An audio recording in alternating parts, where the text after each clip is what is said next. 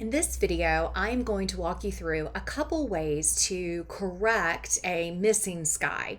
So this was a sunrise that just didn't happen. I didn't get any color this morning. I went out to shoot this beautiful river area and it was nice autumn colors, but no sunrise, no beautiful sky. So there's a couple ways that I'm going to correct that with this image. Now my vision for this image is for it to look a little more antique, vintage looking with this old train bridge. And so that's the idea I'm going into as I think about correcting the sky. So I've duplicated my background layer to get started. And now I'm going to come over to edit. We want to go to edit, sky replacement. Now you may already be familiar with sky replacement. This was a new feature about a year or so ago. And it's using the Photoshop AI technology to really do all the masking and all of those fun technical things for you when you add a sky. So it's a great new addition to the program. So the first thing you want to do is select this box, and you can pick a sky that you want to choose from. Now I'm wanting something very, very neutral and simple and nothing that's too stand out. Now the great thing about this sky replacement is you can click this plus button and you can actually import a sky from your file. So if you have a sky that you really like or that you've shot, you can add that and then use it. So I'm going to stick with this sky that I've selected here, but I want to make some additional adjustments. The first thing that I notice is the sky did not fill in around these trees. There's a lot of pops of white. So what I'm going to do is I'm going to shift the edge of the sky down. So I'm going to bring it over to the right, and that's just going to fill it in. You can already see in those pockets. Okay, the next thing I want to do is I'm going to move the temperature over to the warmer side. I want it to be a little bit warmer since our scene is that warm golden tones.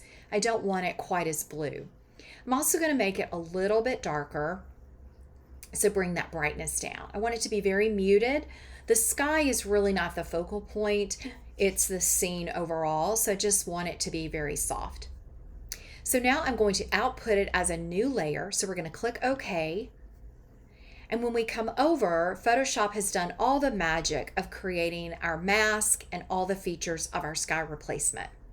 Now it is in a group, and so you can minimize that by just clicking that drop down.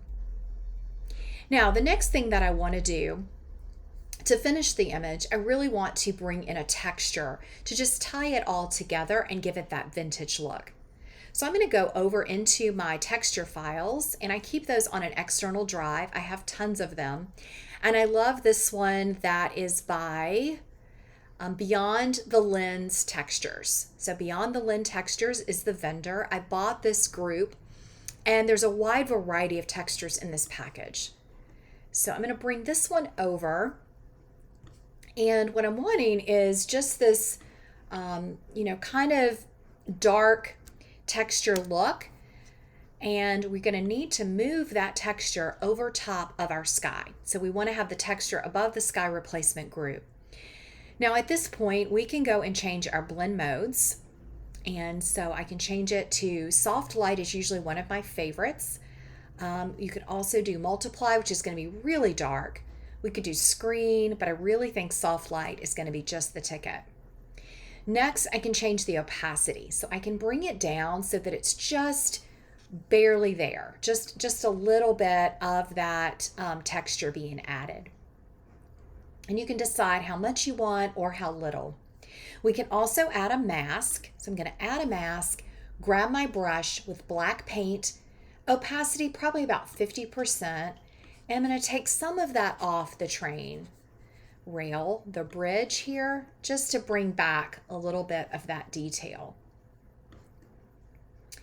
And I am going to leave it in the water, and I think it just gives it a nice overall effect. So I can show you the before and the after. So this is just a creative touch that you may or may not like to add textures to your images, but I think for this one I wanted it to look a little bit more like a painting. Now to finish this image, I am going to do a little bit of some adjustments. So I'm going to go back to my first layer, and what I want to do is grab the clone tool And I'm going to snap over here with the Option key to target this area of the water. And then I'm just going to bring it over to correct that reflection that just was not looking particularly great. And just come in and go over this area. There's a couple spots in the water that the reflection was just a little bit muddled up. So I'm just going to come over and kind of clean that up with the clone tool. All right, and so that would be about it for this image as far as the sky replacement. Now let me show you a second option that you could do when you get an image like this without a sky. So the second option is we could actually add a texture as the sky. This is a fun way to also use textures to enhance your image. So let's go back to my Finder, and I'm going to scroll up. I have a set of called Distress Textures, Just Skies. And you can Google that and find all kinds of textures that are skies, and they can really be a fun way to add some additional sky textures and looks to your image. So let's try the high drama. We're going to see how this works in this image. So we're just going to pull that down and click enter. And now I'm going to change the blend mode. And what we want to do is we need to, let's change it and see what it does on screen. Hard light's going to be too much.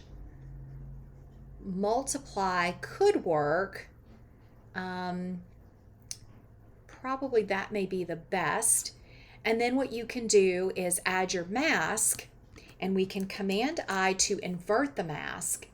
Then we're going to need a white brush, and we can come in with our brush and add that sky. And then you can just add as much or as little as you want of it.